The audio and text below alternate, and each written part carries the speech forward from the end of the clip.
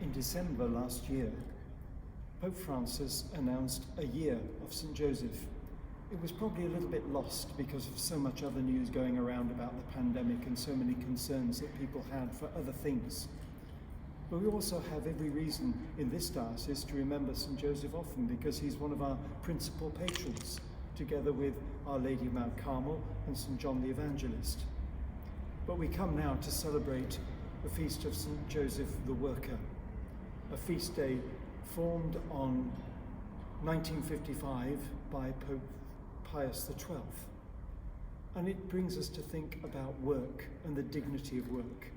And perhaps we should start by remembering how grateful we must be in this last 15 months for the goodness and the committed energy of so many people, particularly in our health service, but also in the essential services around the country, that have kept our society running so efficiently when this terrible pandemic has caused such chaos in so many people's lives.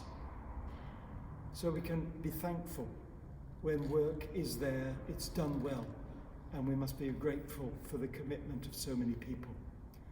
But then we've also to think about work on a wider scale, because work is not actually working very well at the moment for so many people.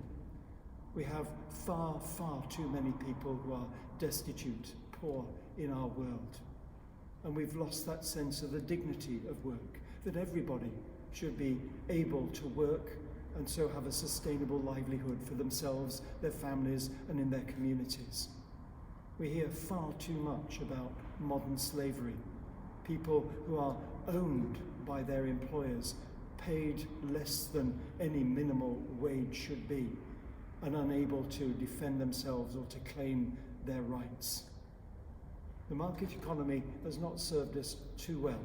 Yes, it's led to a great deal of prosperity for many people, but there are some terrible statistics too. I heard the other day that the 10 richest people in our world have the wealth equivalent to 3 billion of the poorest.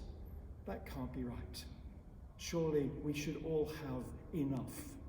Pope Francis, in his book Let Us Dream, talks about a basic universal income, sufficient to provide for security for everyone. And people wouldn't just take that for the advantage of not working. No, people would want to enhance their own dignity by the work that they can do, but it would be sure to make secure those lives of people who can't find work, who are squeezed out of an economy which is modernizing itself and becoming more electronic and computerized. So we have to think today about the dignity of work and how everybody deserves to be at work and earning a wage which is befitting to their own dignity. Let's pray to St. Joseph, asking him to guide us as we live in a very complex society, but ensuring that everybody has enough, everybody has dignity, everybody has a sustainable livelihood. God bless you all, and let's work together for a better world.